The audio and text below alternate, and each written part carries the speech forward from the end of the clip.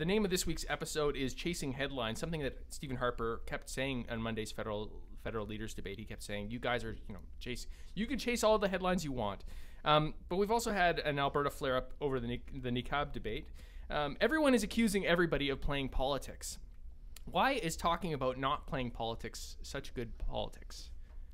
Well, I mean, the hypocrisy of Jason Kenney's comments this week. It's only the Tories that can say this. I mean, it was so exquisitely stupid. I mean, they are the people who have grotesquely politicized this whole issue about whether a handful of ultra-Orthodox Muslim women should be allowed to wear the niqab at the citizenship ceremony, not to take the oath, but at the party afterwards. This is a fight about regulating party dress.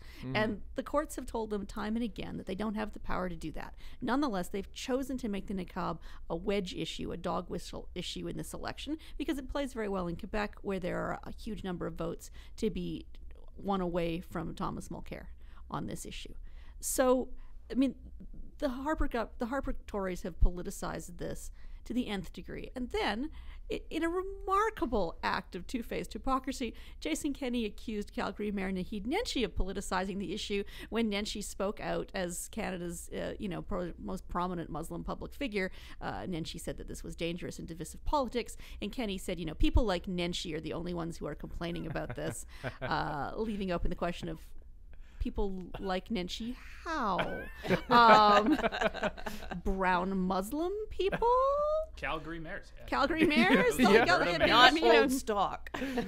So, yes, I did engage in a little online mischief yesterday. I started a hashtag called People Like Nenshi and said I was proud to be a person like Nenshi who also thinks that the Tories are doing something dangerous and divisive here.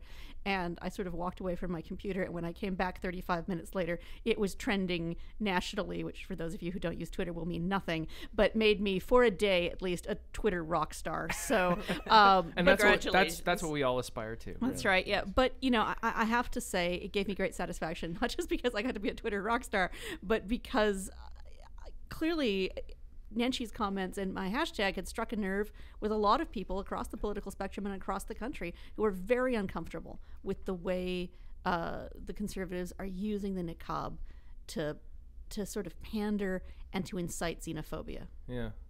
I don't know particularly. I mean, we like to imagine it's sort of a white versus brown issue, but I'm not sure when Jason Kenney says that, if he's just appealing to sort of barhead farmers wearing flannel who are afraid of the Muslims taking over. So this might be less of a white issue than we think. I'm sure. I don't actually think that's what Kenney meant. But Kenney's big in immigrant communities, so I think he's speaking as much to. I think there's a lot of recent Muslim immigrants who are more bothered by this than the average white person. So I think it's divisive, but we live in a pretty diverse country. So I think our divided sectors are a rainbow of different colors.